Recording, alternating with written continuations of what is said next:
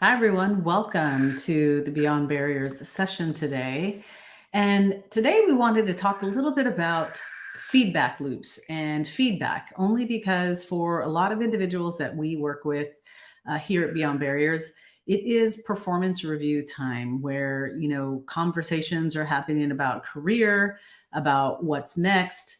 And we really wanted to talk about how you can make sure that this becomes a less stressful experience for you, because many times people associate performance reviews with feedback feeling a little negative, and really thinking about how you can look at feedback as a gift, and really also understanding how valuable feedback is in order for you to grow and really be able to accelerate your success in the workplace. And part of this reason is because research has shown that women and minorities and BIPOC professionals in particularly don't get the constructive feedback that they need as often as they need in order to continuously grow. And there are lots of reasons for that, and we'll talk a little bit about that. But really thinking about annual performance reviews, they're approaching, many people may be going through them or filling out their self-assessment, asking peers to review them, et cetera, to get 360-degree feedback. But again, this whole process can be extremely stressful. And how do you set yourself up for success? And how do you make sure that in the future, this isn't the only time that you're receiving feedback, right? Because the reality is that part of the reason many of us don't get or don't grow as quickly as we want to in our organization is because we aren't necessarily seeking out that feedback intentionally more than just the 1 or 2 times a year that our organizations establish the feedback loop for us. And managers sometimes are apathetic to have career development conversations or feedback or performance review conversations outside of those biannual or annual review periods, which, if you really think about it, how much are you going to grow if the only time you're getting feedback is once or twice a year? You may see an exponential kind of growth spurt after you get that feedback, but then you kind of fall back into this rhythm where you may be doing things but aren't getting that constructive criticism on how to get better. And maybe criticism isn't the right word, but the constructive feedback, right? Or the feed forward, some people like to say. And so it is really important for you to really start thinking about, how do you become that intentional person who will actually seek out feedback and start shifting our mindset to believe that feedback is a gift. And when you start establishing effective feedback loops, you can really start gathering input, not just from direct managers or, that really are key to your performance, but how do you start leveraging the community around you, the peers you're working with, the project teams that you're working with, so that you are getting feedback from lots of different individuals so that you are being able to constantly innovate and keep leveling yourself up as you get this feedback.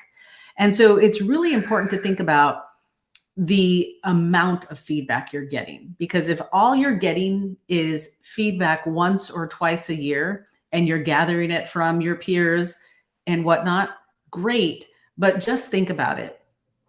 If you were given feedback that your performance wasn't that great and wasn't that stellar, wouldn't it have been nice to know back 3 or 4 months ago, 6 months ago, what you were doing wrong so that you could have course corrected?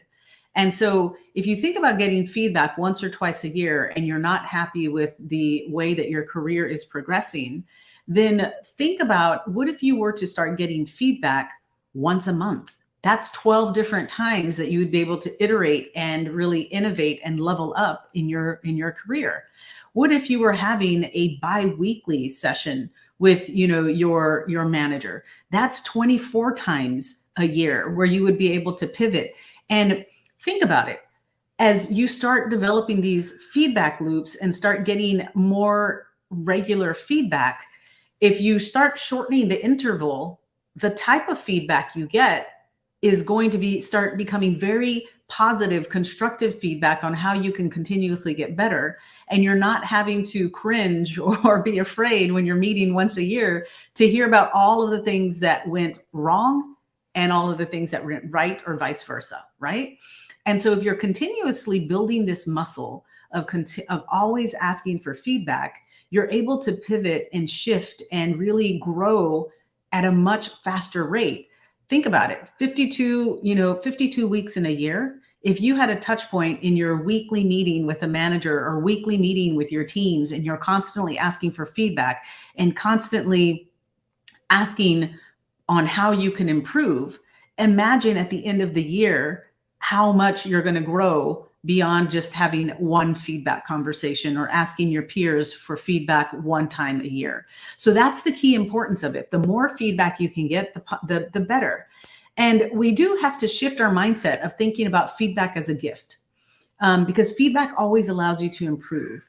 And, I believe when I first thought about or heard about feedback being a gift, it was Warren Buffett who was encouraging us to think about feedback as a gift, and welcoming it with open arms. That anytime someone is willing to offer feedback, that is important, because really think about it. Somebody who's investing their time to give you feedback to get better actually cares about you, and it is a gift. If someone didn't really care about you and didn't care about how you were doing your work, or, how you were progressing, then they would just not even waste their time, right?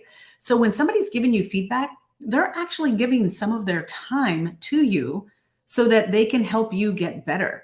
And the more the more you open yourself up to collecting feedback, the more valuable data that you're going to collect over the course of the year, over the course of your really lifetime of your career, as you continuously get feedback. And it's essential in order to grow and develop.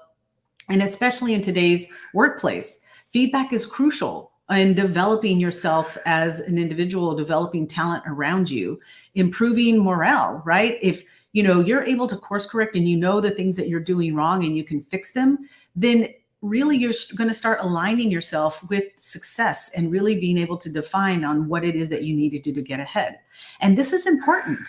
And it's important because if we think about performance reviews and how we're capturing what your manager really considers to be your performance and how you are evolving, all of these performance reviews end up being a data point in your organization that helps them make decisions on promotions, on your overall performance, and on compensation and other things as well. Other types of programs or benefits that they're offering to help develop more talent and helping develop more leaders in their organization. So you do have to invest time on making sure that your performance review isn't just some project that you do only once a year to your chagrin, because this is a stressful time where you're going to get feedback.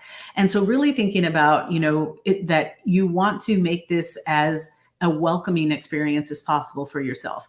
And research has shown, right? There's a professor, an executive coach and instructor at Stanford Graduate School of Business, Ed Batista, who says that the research shows that when they poll individuals around receiving feedback and performance reviews, that it's a stressful experience.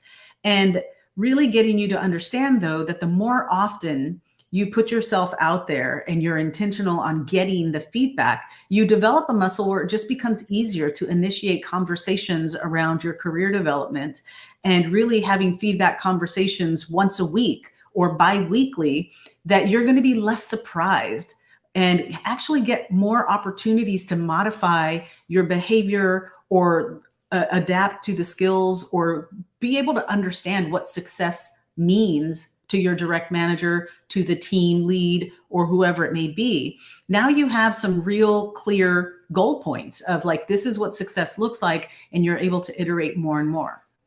And so the important thing is how do you leverage your community to do that? You shouldn't just be getting feedback from one individual, because again, feedback can be subjective, right? But it's important to know who the key stakeholders are and who are the people who are actually going to be defining your performance and defining what success looks like, and making sure you're having that two-way communication with them as to how can you constantly get better. And this is something that is a muscle that you're going to build, and really thinking about, what are the 3 steps in order for you to really start getting continuous feedback loops from key people so that you're constantly growing. But first and foremost, you have to get right with yourself when it's about getting feedback and understanding what state are you in when people give you feedback. Are you putting up a defensive kind of just listening and waiting for the feedback and sending messages to the person who's giving you feedback that you don't want to hear it? Or are you, fearful of it, that they're reading it and then they're sugarcoating the feedback and not giving you the real, candid, constructive feedback that you need? And it's important to know that, because in this world, it's really hard to give feedback. As bad as it is to receive it, it's sometimes even harder giving feedback. But understanding that the person who is investing the time and being brave and courageous in giving you this constructive feedback, that it's important and they are giving you a gift. And knowing yourself, right? I learned the hard way, right? I realized when I felt like I was getting stuck and I was getting left behind by peers and I wasn't progressing. And then someone asked me, well, how much feedback? What are you doing wrong? What do you need to fix? And I was like, well, I don't know. And they were like, well, have you been asking for feedback? In really understanding what it is that you need to do to level up and get better. And I remember realizing that I was being passive. I was being passive and waiting for feedback to be given to me, opposed to asking for feedback. But I also knew that I was someone who just had this involuntary reaction that sometimes when I was getting feedback and it wasn't great or stellar feedback, that I would start tearing up and I would start crying. And of course, that's sending a message to someone where they would just clam up and say, oh, but you know what? And they would just drop it and not give me all of the feedback. They were trying to do something to make me feel better after that. So I learned that whenever I was going up to establishing a feedback relationship with someone, that I would tell them, hey, I, am a really ambitious individual. I want to grow. And the only way I can grow is if I get constant feedback from you. So I want to establish a, feedback loop with you, that I'm open to hear feedback. With one caveat, I want you to know that I, for some reason, when I get, hear feedback that I'm not doing very well, it's kind of a personal thing for me and it's involuntary, but I might cry or you might see some tears, but it doesn't mean for you to stop.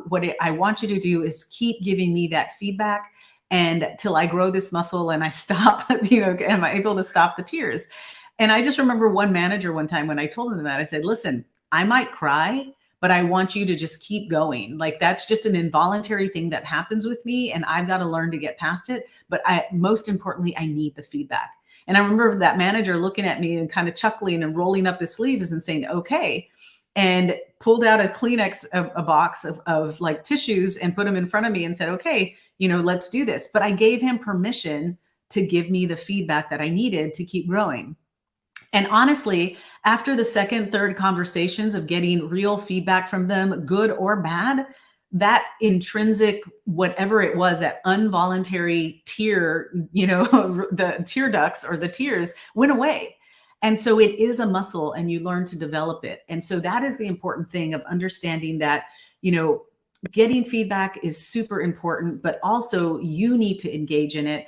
And so that way your end of the year performance reviews aren't, the first time that you're hearing of what you were doing wrong, but instead it's validation of all of the feedback you've been getting and how you've been putting into action.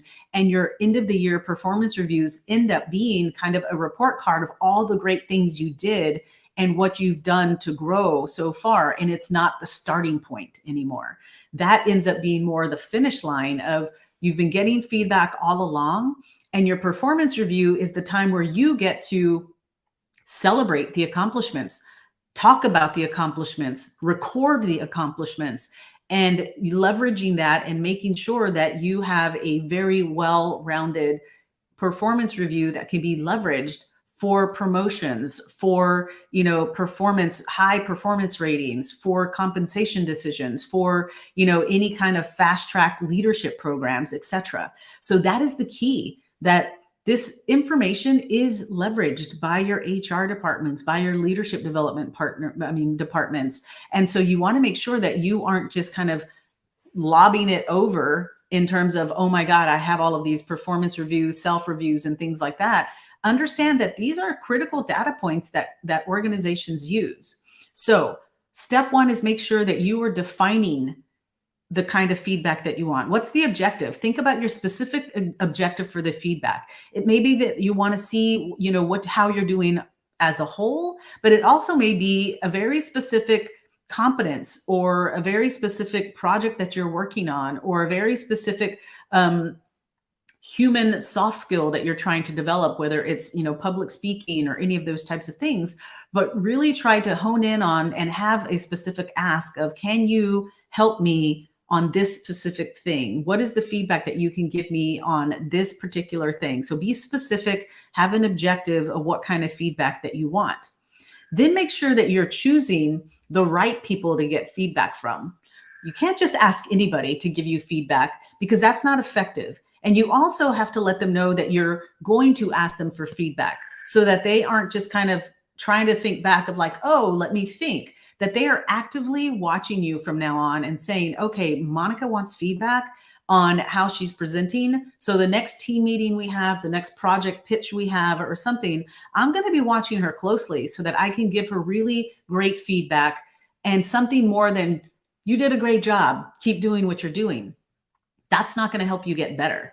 They coming back and saying, hey, I realize that when you pitch, you're fidgeting a lot, or, you could condense, your slides down to 5 bullet points, whatever it may be. You're going to start getting constructive feedback if you're intentional, and let them know that you want them to start really paying attention to you and helping you grow. And then really thinking about, determining the approach, right? Ask for feedback. If you're going to be asking for feedback, frequently, make sure that it becomes part of your weekly interaction, whether it's weekly meetings, bi-weekly meetings, or with, monthly checkpoints. And so really telling these individuals like, hey, over the next, have the specific ask and saying, over the next 3 months, I would love if you would help me grow in this area. I'm trying to develop X, and I'm asking some key stakeholders of mine to really help me. And I'll set up bi-weekly or monthly checkpoints for the next 3 months where you can give me this feedback so that I can iterate. One, it's going to give you the feedback that you need in order to grow. And two, the perception they're going to have of you is going to really be a really strong positive one, of you being someone who is open to growth, someone who is looking to growth, and someone who's being intentional on driving their career. So remember, feedback is a gift. And if you're relying on your once a year annual performance review to be the only time you get feedback, you are going to get left behind. So let's make sure that you are constantly being intentional and asking for feedback from now on a regular cadence. Much more feedback, be it once a month, 3 or 4 times a year, but definitely way beyond just that annual review. And you will see that the muscle and you'll shift right away. That muscle on receiving feedback, being able to digest the feedback and actually put that feedback into action, will be an amazing experience for you now. And you no longer are going to be really, being in this space where you're fearful of receiving that feedback. So I hope that's been helpful. And I hope that moving forward, your performance reviews will no longer be a stressful experience for you. Thanks a lot.